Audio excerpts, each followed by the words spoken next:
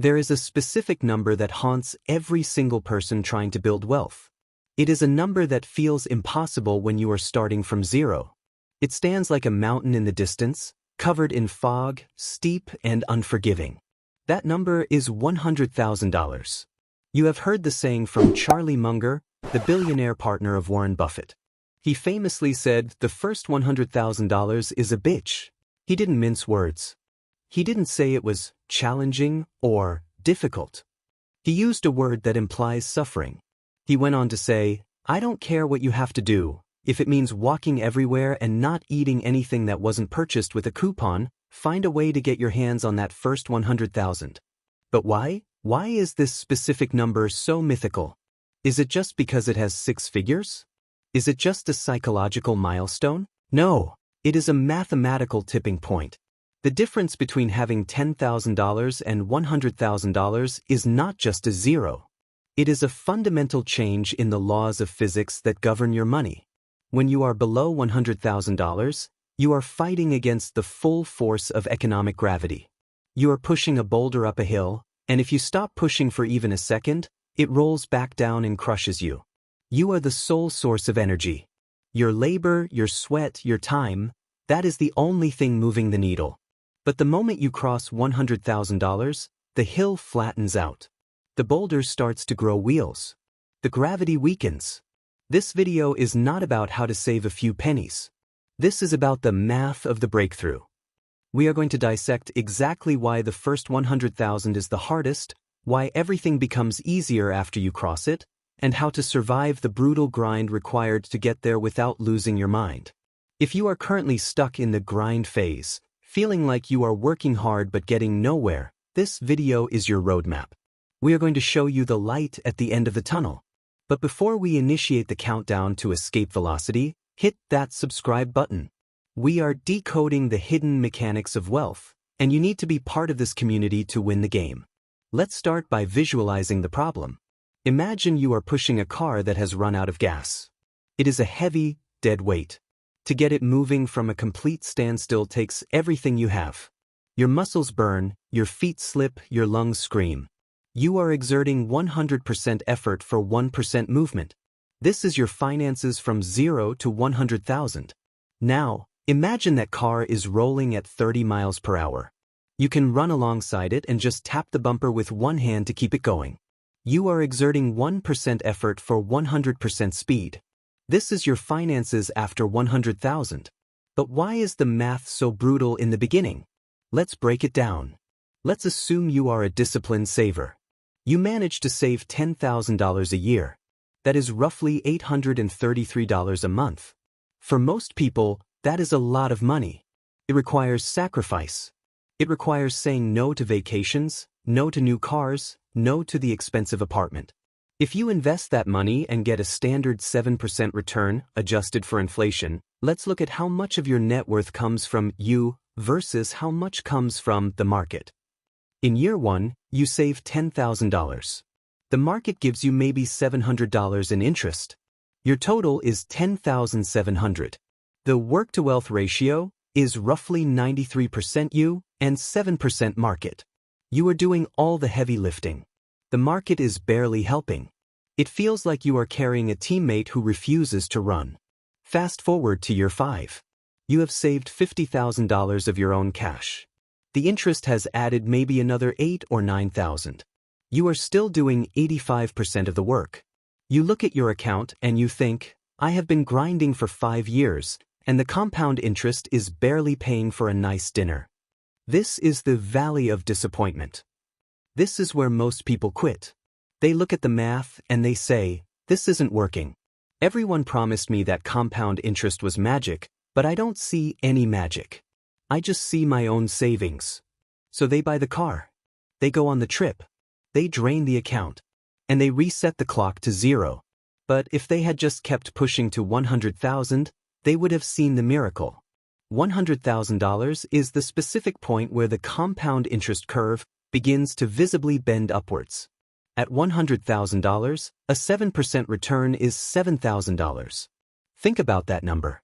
$7,000. If you are saving $10,000 a year, and your money earns $7,000 a year, your money is now doing almost as much work as you are. You have a co-pilot. When you go to work at your 9-to-5 job, your $100,000 also goes to work. It puts on a hard hat and earns you nearly $4 an hour, 24 hours a day, 365 days a year, without ever taking a coffee break or calling in sick. This is the crossover point. This is why the first 100,000 is the hardest, because it is the only time in your life where you are alone in the fight. Once you pass this milestone, the timeline compresses. Let's look at the rule of 72 again, but applied to the speed of accumulation. Let's say you can save $10,000 a year. To get from 0 to 100,000 takes roughly 7.8 years at a 7% return. 7.8 years. That is a long time. That is nearly a decade of your life. That is your 20s gone, or your 30s gone. It feels like an eternity. But now, look at the next milestone. To get from 100,000 to 200,000? Does it take another 7.8 years? No, it takes roughly 5 years. Why? Because now you are contributing 10,000, and your portfolio is contributing 7,000. You are saving 17,000 a year effectively. How about from 200,000 to 300,000? It takes 3.7 years. From 300,000 to 400,000? 3 years. Do you see what is happening? The gap between the milestones is shrinking. The time cost of wealth is getting cheaper. The first 100,000 cost you nearly 8 years of suffering. The fifth 100,000, going from 400 to 500, might only cost you 2 years. Same amount of money. Drastically different amount of effort. This is why the rich get richer. Not because they are smarter. Not because they work harder. But because they have crossed the threshold where the math accelerates on its own.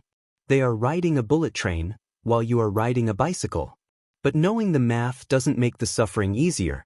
We have to talk about the psychology of the first 100K grind. We can break this journey down into 3 distinct phases of pain. Phase 1 is the scarcity phase, 0 to 25,000. This is the hardest phase physically. You likely have an entry-level salary. You have debt. You have startup costs for your life.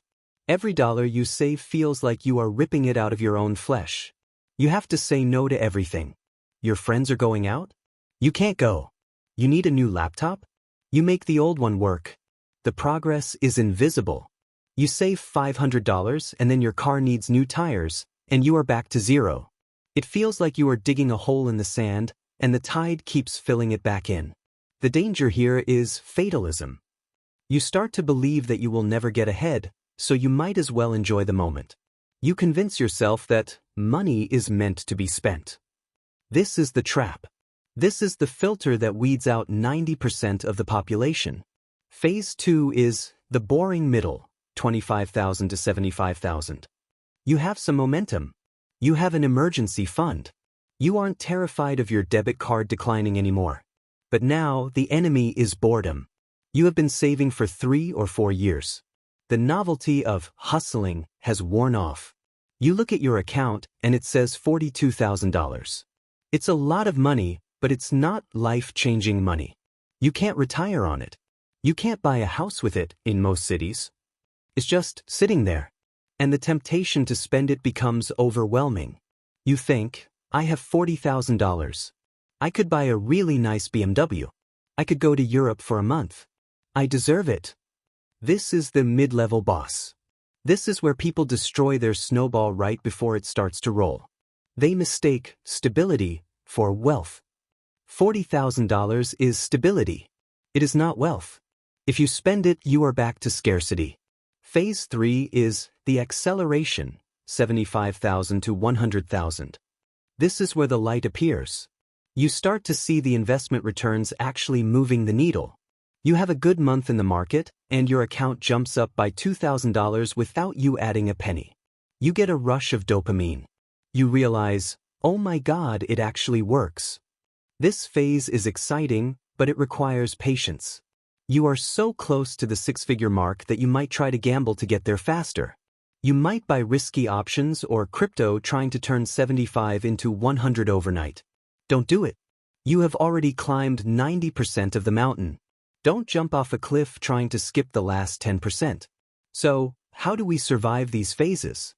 How do we build the mental armor to reach the breakthrough point? We need to reframe how we view the first $100,000.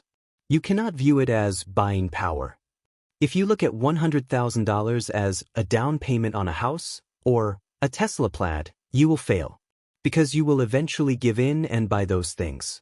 You must view the first $100,000 as buying your freedom.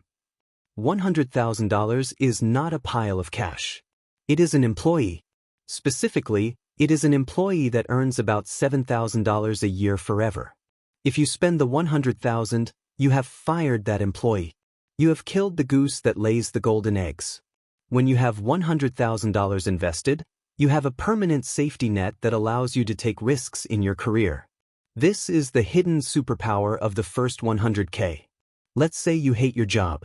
Your boss is toxic. The hours are brutal. If you have $0 saved, you have to take the abuse. You are a wage slave. You cannot quit because you will starve in 2 weeks. But if you have $100,000, you have FU money light. You can walk into your boss's office and negotiate. You can say, I am not working weekends anymore. What are they going to do? Fire you? You have $100,000.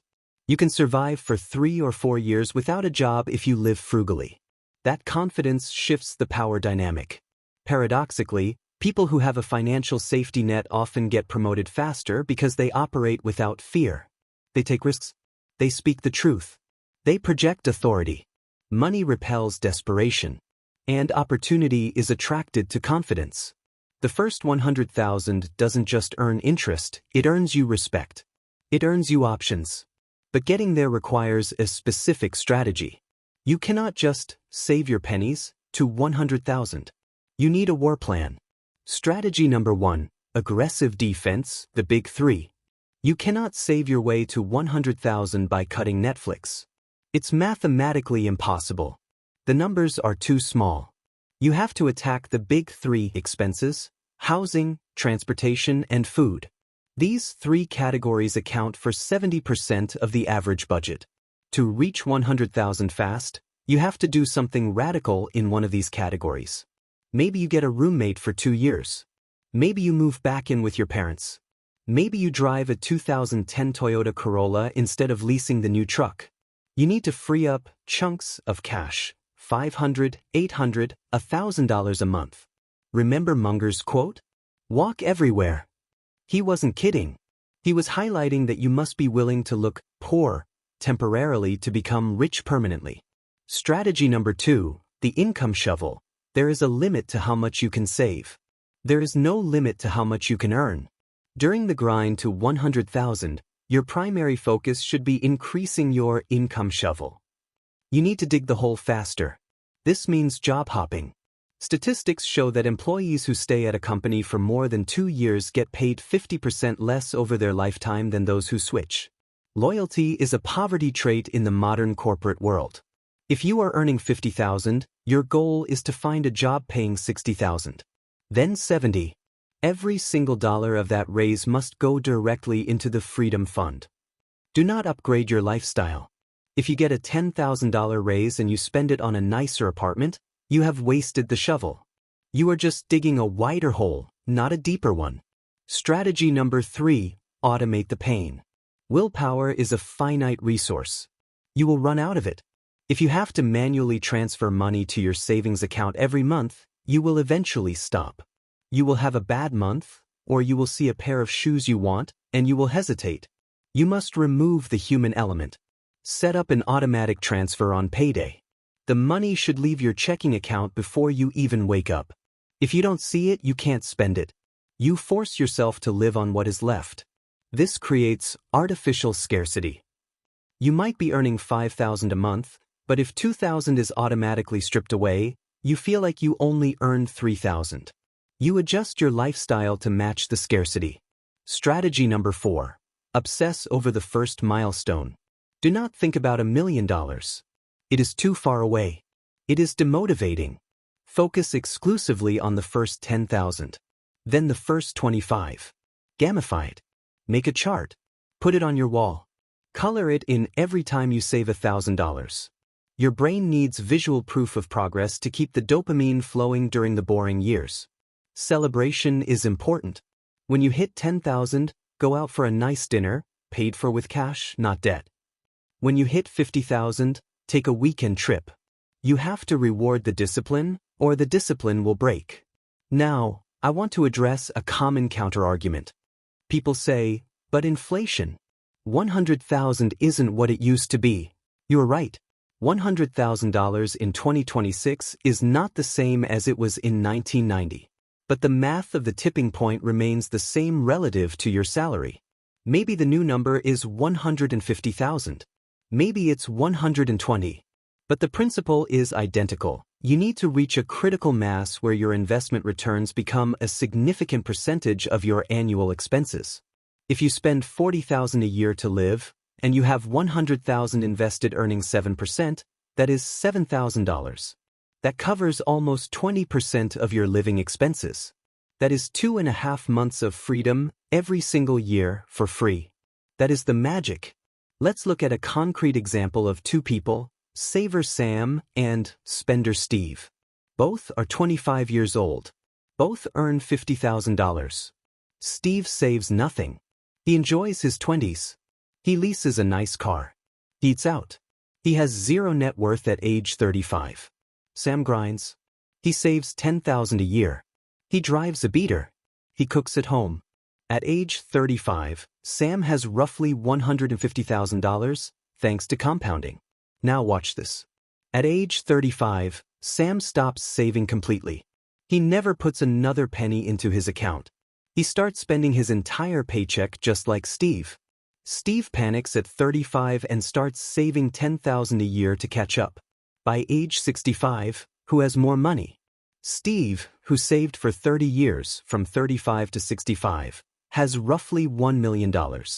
Sam, who saved for only 10 years from 25 to 35, and then stopped, has roughly $1.2 million. Sam worked hard for 10 years and is a millionaire. Steve worked hard for 30 years and has less money. That is the power of the first 100K. It buys you time. It buys you the ability to coast later in life. Sam front-loaded the pain. Steve backloaded the pain. And pain pays higher interest the longer you wait to pay it. This is why we say the first 100,000 is a bitch. Because it demands that you pay the price up front, when you are young and broke and just want to have fun. It demands that you act like an adult when everyone else is acting like a child. It is lonely. It is frustrating. But the view from the top of the hill is worth it. Once you cross that line, the anxiety melts away. You realize that you have built a machine that will take care of you. You realize that you are no longer dependent on the good mood of your boss or the state of the economy. You have built your own economy. So, if you are at 10,000, keep pushing.